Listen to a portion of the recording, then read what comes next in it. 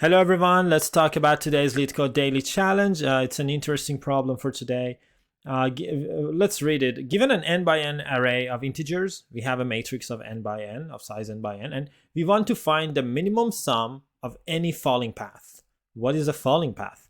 A falling path starts at any element in the first row. So any element can start that falling path. And each time you choose the element in the next row that is either directly below it, or to the left, or to the right, diagonally.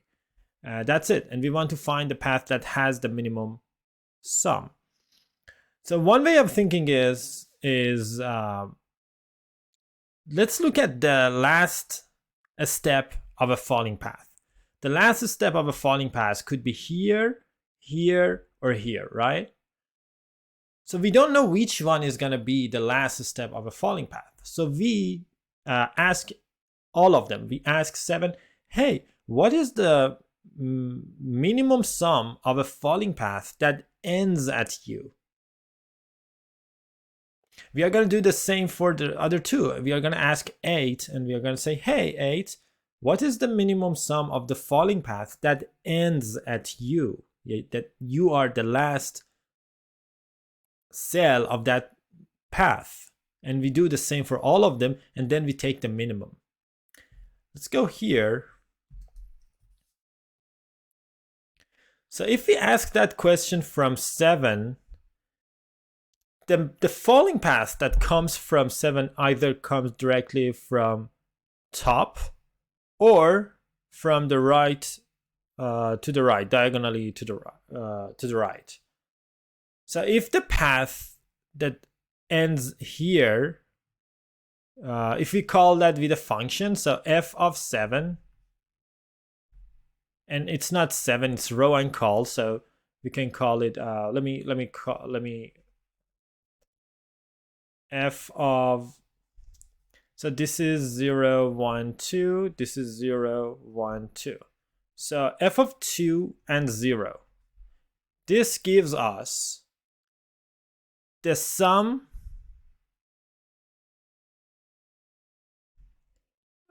minimum sum of a falling path ending at 2 and 0. So what we are doing here to help us solve the problem is that we are fixing the last step of the path, the last cell of the path. We are saying, hey, if this is the last cell, how do we solve it? Like, how does the rest of this path look like? And let me copy this. So if this is the last one, we are either going to come from top or top right. So that means, let me move this a little bit. Okay, I'm gonna draw that again. Yeah. Okay, so it's going to come from here or going to come from here. So f of 2 and 0, so this is 1 2 0, 0 1 2 0 1 2, and this is 0 and 1. So f of 2 and 0 is going to be 7, because we are there, plus minimum of the paths ending as here or here, f of 1 and 0, and f of 1 and 1. So what we are saying here is that, hey, in order to find the minimum path ending at 2 and 0, I need the answer to f10 and f11. If I know the answer to this cell and I know the answer to this cell, that the answer to this cell is going to be obvious. I take the minimum and add 7. So as you can see here, we are having some recursion. So this is called the recursive formula.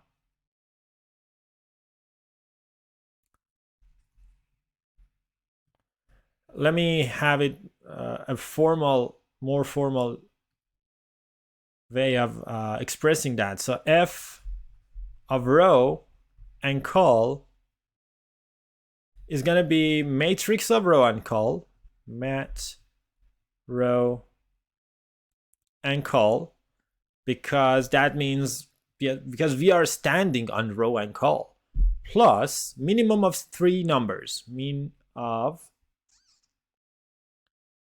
f of row minus 1, because all of them come from the previous row, and col minus 1, this is the top left, and f of row minus 1 and col, this is directly above row and col, and f of row minus 1 and col plus 1. This is, so if this is row and col,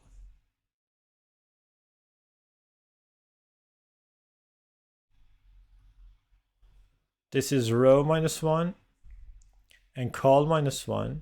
This is row minus 1 and col, and this is row minus 1 and col plus 1. So different columns. That's it. And we should just check that these are valid, like they are in range. Like sometimes there is only 2 of them, like this one. Like when you're here, you only have 2 options for the previous cell of this path. And there is some base, like what is the base case? So for the base case, what is the base case? The base case is simple. When we are at row 1, so when row is 0, that's it.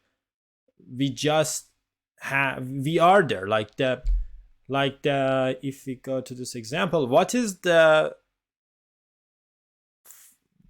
path with minimum sum ending at this cell?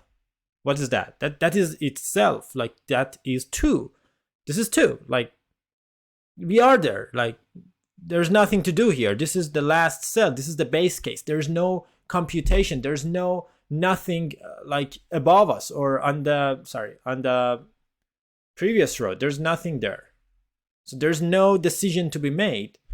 And if we go back to the definition, the minimum sum of a falling path ending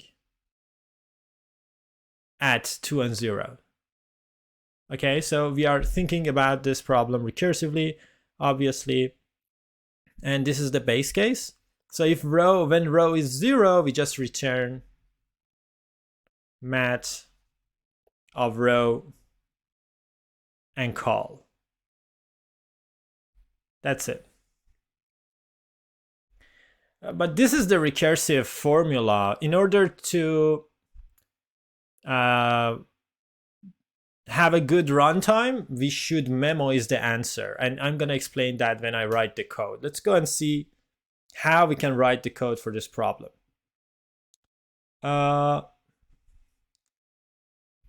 So here, let's go and see the size. So the size is 100.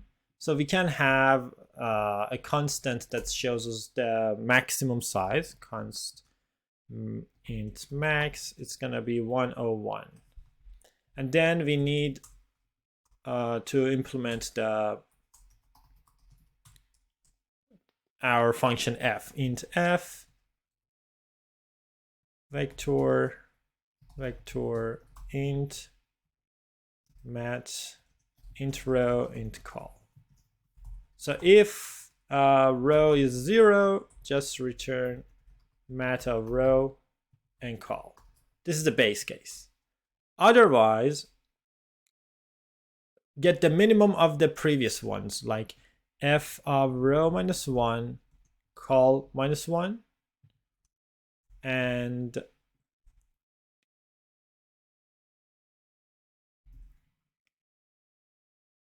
so int result is going to be minimum of these three, f of row minus 1 and col, and then result is going to be mean of result and f of row minus 1 and col plus 1. That's it. And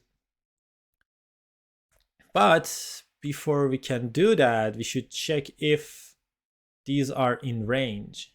And how do we take care of that?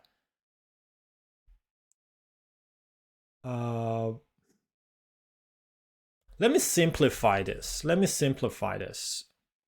So int top left is going to be if row in range row minus 1, col minus 1. Row minus 1 is gonna be in range, so because if row is not 0, row minus 1 is gonna be in range. We just need to check col minus 1. Col minus 1, so, and I don't need to do that. If col minus 1 is greater than or is greater than or equal to 0, then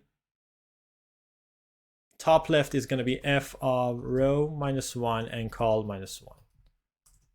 Okay, otherwise, so this is if else. So this is if this happens, we are going to take this one.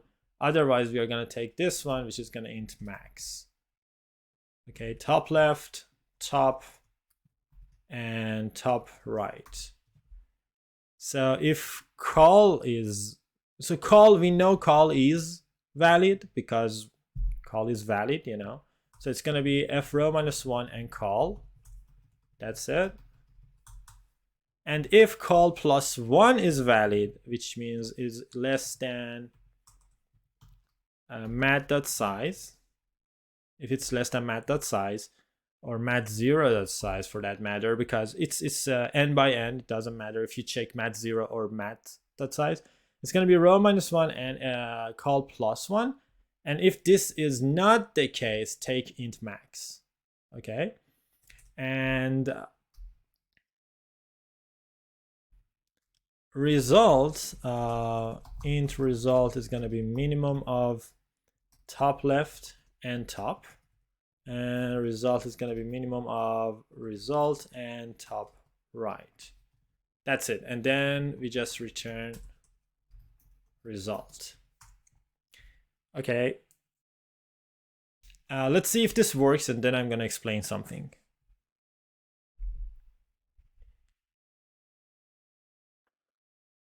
Does not return a value. Oh, okay. So here return f of matrix. Oh, we need to take the minimum. So int result equals 0, int max.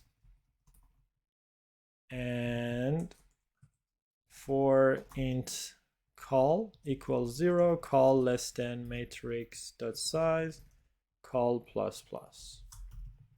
And result is going to be minimum of result and the path ending at that cell on the last row. So we talked, if we have the answer for each one, we just ask all of them.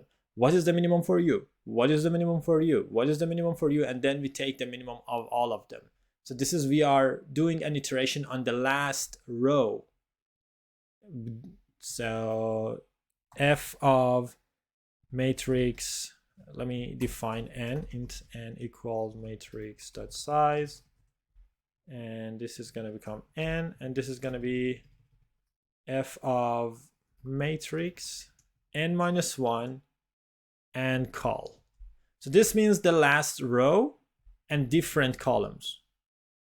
And then we are going to just return result. Okay, let's run it now. Semicolon.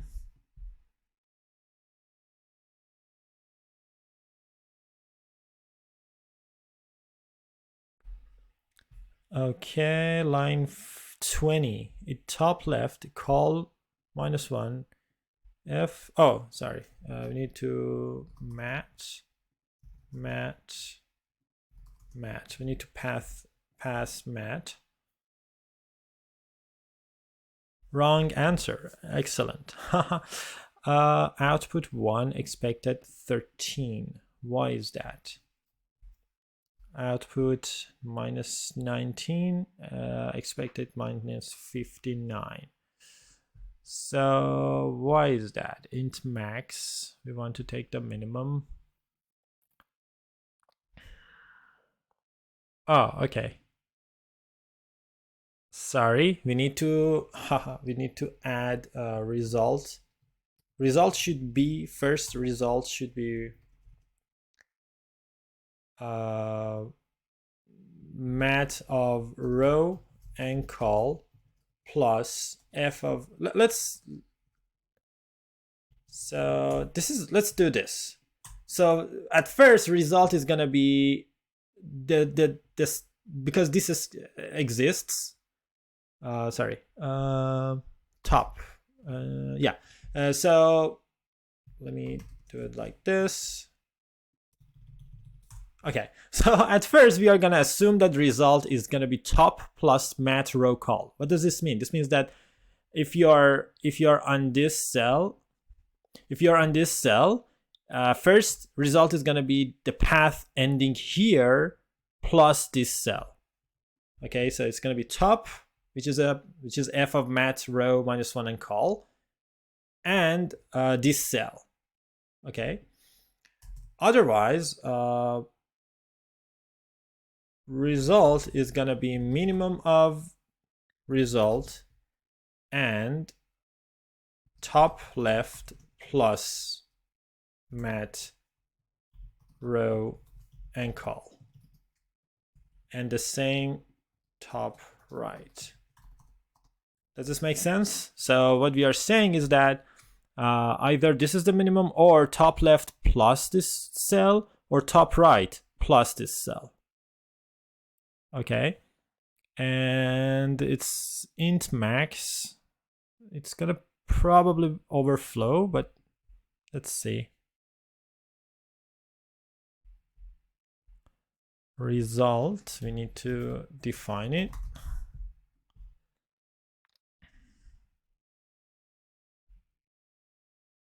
Yeah, it's overflow.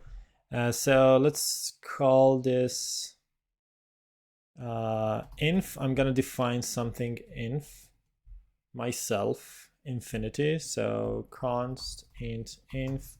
I'm gonna call 2 to the power of 28. It's very big. That's big enough.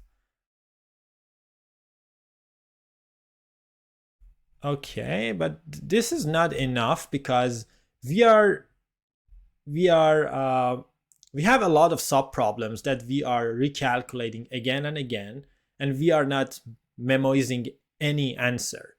So if I submit this, it's gonna be time limit exceeded. Let's see.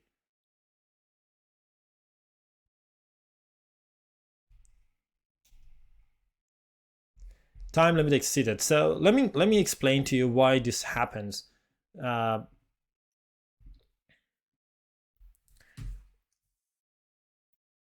This is because of the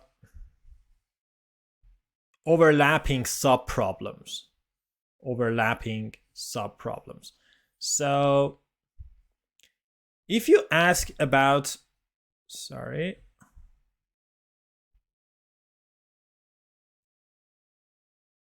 So if you ask this cell, what is the minimum ending at u, it's gonna call f of this. So it's gonna call this, this, and this. And then here, this one is gonna call this, this, and this. And this one is gonna call this one, and this one. That's enough. If we call this cell, it's gonna call 3 different cells. And as you can see, this one is the common subproblem, the overlapping subproblem of these two. So when you call this, you're definitely gonna calculate this, and you don't need to recalculate it when you are at this cell. And this recalculation is the reason we got time limit exceeded. And this overlapping subproblems. Memoize. So we are gonna memoize the answer, like not the overlapping subproblems, but the answer to these overlapping subproblems. So what do I mean by memoizing? We can have a table 100 by 100. So it's gonna be int dp max by max. Okay, and here I'm gonna initialize it to -1. So memset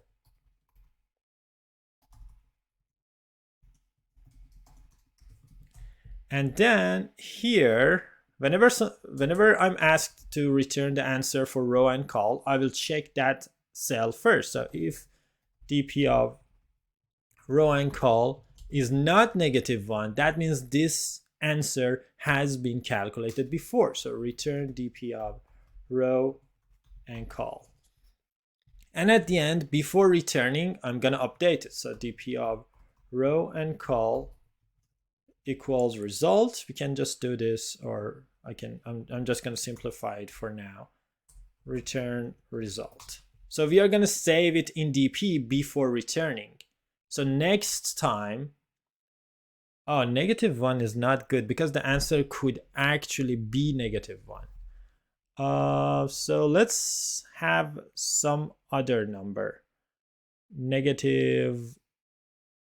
-infinity. Yeah, because the answer could not be -infinity, I think. Yeah, because 100 by 100 times -100, it's gonna be -10,000. Sorry, the worst path is gonna be -10,000, I think. Think about it.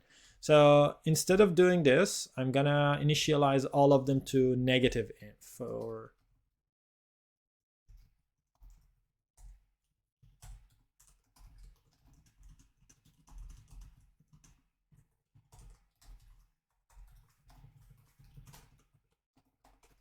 so I'm gonna initialize it to -inf, and here I'm gonna check if it's not -inf, I'm gonna return it. Otherwise, I'm gonna calculate it, and then I'm gonna save it, and then return it. Let's run this